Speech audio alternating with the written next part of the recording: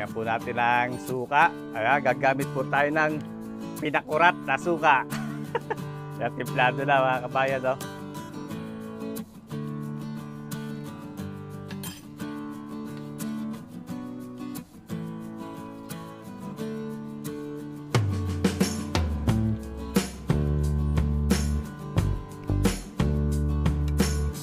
Ating ano, ayan, no? Ito masarap dyan. Yung limpo at saka yung isda. Magka-combine. Ayan, mga kabayan, ang ating pinaksiw na tulingan at limpo sa gata. Lagyan pa natin ang limpo. Ayan.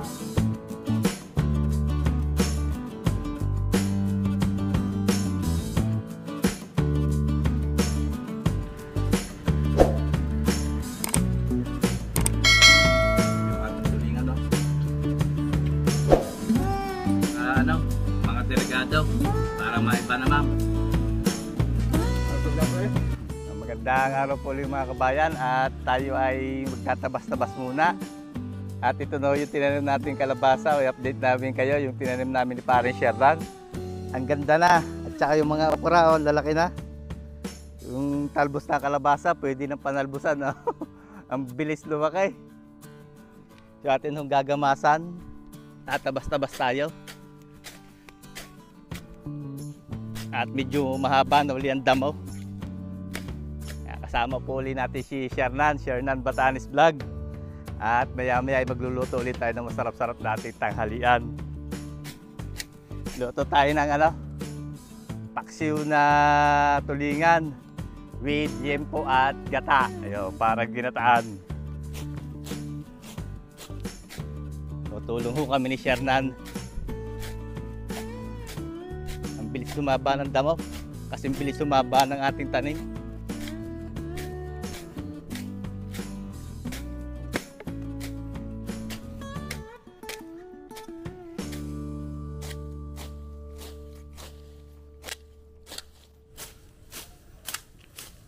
So yan, nalinhinan po kami ni Shernan. Si Shernan naman ang nadali. Ang ganda ng mga kabayan ng ating kalabasa, oh. Bawaagan natin. Pwede ng panalbusan. Matalas na natin gawin. Matalas yan. Hawa naman eh.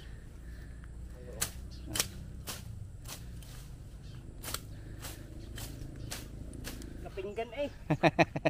Oh. Kakatuwa, no? Pwedeng pagkakainan tayo. Kalapad. Ang talbos, so masarap dyan. Oo nga. Ito yung mga okra, oh. Okra. Ito, may ano, oh. May bunga na. bao nga na. Oo, kali. Kaliit pa may bunga na. Yan, oh, bunga, oh. Ito, ah. Kaliit pa bumunga na okra. Ayan, mga kabayan, oh. Ganda na. Dito, meron pa rin tayo dito tanim, eh. Ito yung talong. Yan, punla natin talong. Yan. 7 piraso yan. Tapos ito pa isang kalabasa, nakatanim dyan sa ilalim ng puno ng kamote. May pitan laki ng puno ng kamuting yan. Yan ang ating ano, sayote, oh. Yan, nagapang na yan sayote.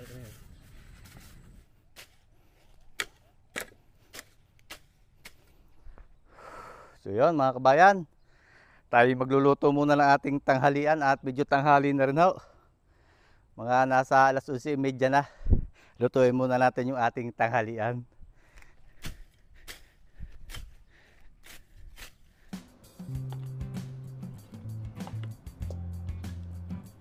Mga kabayan, dito po ulit tayo sa ating munting kubo at magluto na tayo ng ating tanghalian. At gutom na raw si Paring Shernan.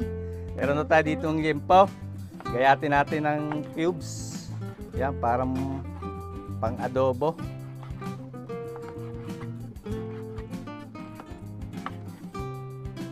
Okay na yan, kayang kalalaki.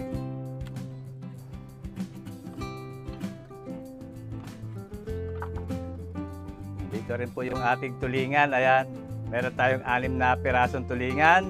Samahan natin ng limpo. Yan yung ating mga gagamitin. Meron tayong pinatuyong kalamyas, siling panigang, sibuyas, bawang at luya, gata, asin at paminta. Simulan na po natin. Lagay na natin itong ating liempo sa pinakailalim. Tapos lagyan po natin ng pinatuyong kamyas, sibuyas, bawang, samasamahin lang po natin, tapos luya, tapos ilagay po natin yung ating isda. Ito po hinugasan ko na at hinirata ko na. Ilagyan na natin ng konting asin kanina.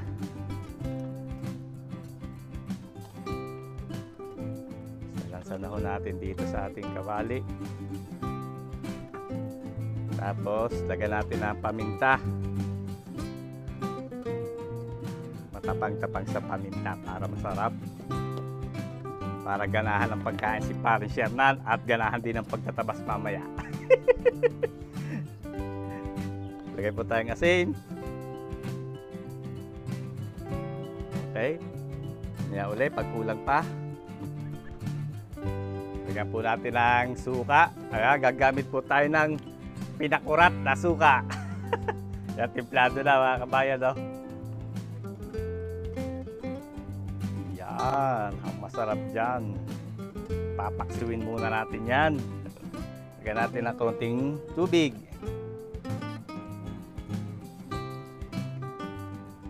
Okay. At buhayin na po natin ang apoy. Takloban natin. Nakulo na mga kabayan yung ating niluluto. Tikman natin.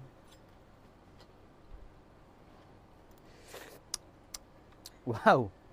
Ang sarap. Ang sarap talaga nung suka na yun, no? Ito, sukang pinakurat. Pure organic. Templado mga kabayan. Ayan, no? Bango.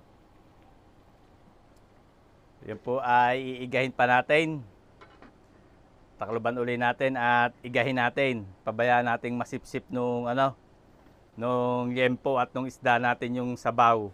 At pag naiga, ubusan natin ang gata.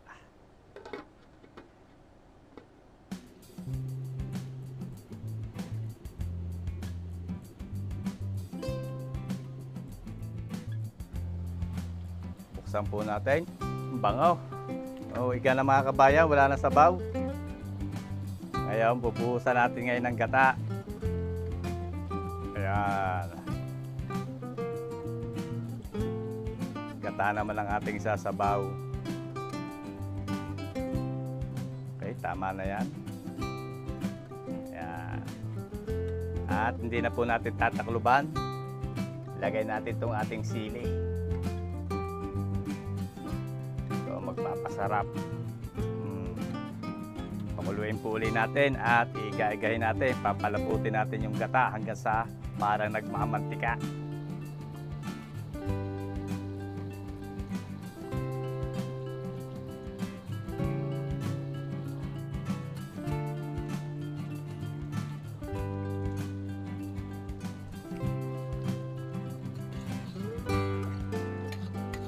Lasa ko'y katalon na ito mga kabayan, yung ating pinaksiw na tulingan at liempo na may gata. Parang ginatang tulingan with liempo. Tikman natin para sigurado na tayo. Ayos na. Sarap. Lagyan po natin ng konting asin. Medyo tumabang na konti sa alat. Okay. Konting-konti lang. At masama din naman po yung sobrang alat. Yan. Okay na ito. Patayin na natin ang apoy. At baka masunog pa. Hanguin na po natin yan at kami makapalanghalian na ni Paring Shernan. Quality. Huwag tayong dalagyan. O mga kabayan, bangaw. Sandukin na po natin ang ating ayan ito masarap dyan yung liempo at saka yung isda magka-combine. kombinasyon ng isda at ng liempo.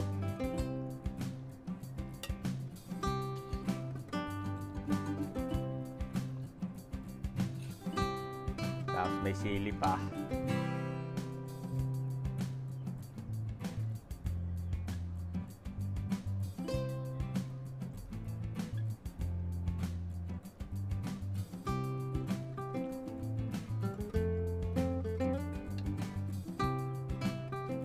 Tapos yung gata.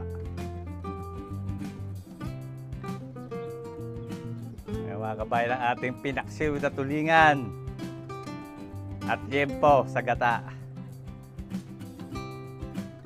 Lagyan pa natin ng liempo. Ayan.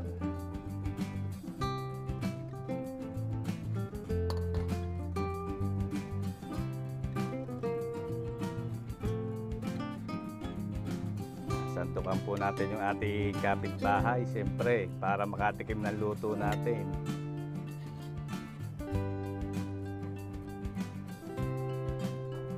Lagyan natin ng liempo. Yan.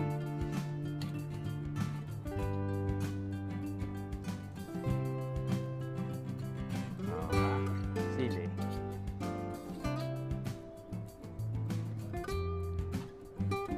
Kain po tayo mga kabayan at yan, nakasama natin si Shernan Batanes Vlog at magdadasal muna tayo bago kumain.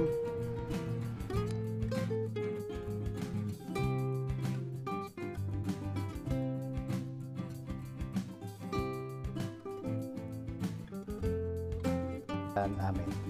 Ito na po yung ating tulingan at liempo. Paksiw na tulingan at liempo sa gata. Ayun po tayo mga kabayan, ito masarap po, tulingan. Tapos meron tayo ditong liempo. Ayan. May sili, pagpatanggal umay. Sarap ito sa kanin, medyo baho pa man din yung kanin natin. Sinayin pa ito kaninang umaga Kain tayo. Oh, may sili tayong pula rin oh. Yan. Tapos meron tayo pagpatanggal ang umay. Pinakurot sa suka. Kamay na ako. Dahil nagumbas na Kamaya na, kamaya na.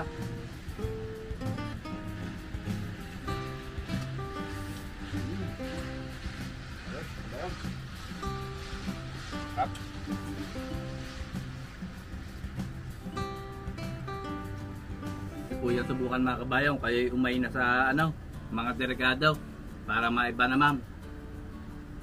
Ang lasa Pinaksiw na tulingan at saka liempo. Tapos pinuhusan natin ang gata. Tama, tawag lang sa asim. Yung asim ang nagpapasap dyan. Tapos yung taba ng liempo.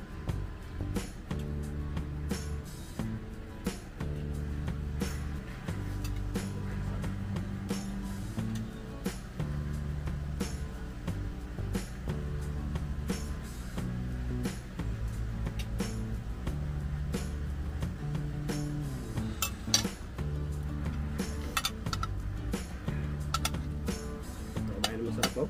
Taba oh.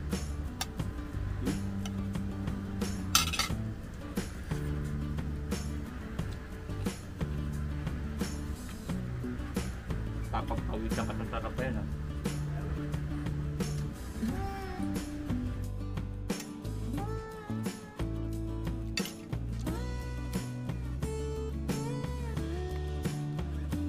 Kanin pa?